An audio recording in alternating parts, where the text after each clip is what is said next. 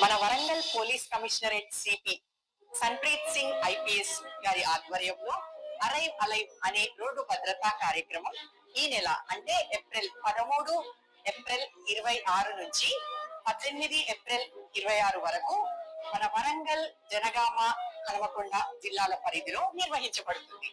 Simple గా చెప్పాలంటే మన చిన్నప్పుడు మన అమ్మ మీరు అన్నం తినకపోతే కూర్చోడొచ్చి ఎత్తుకొని పోతాడు అని ఎట్లా బెదిరించి అన్నం తినిపిస్తుందో అంతే లోతుంటది ఈ మోటోలో కూడా అరైవ్ అలైవ్ అని.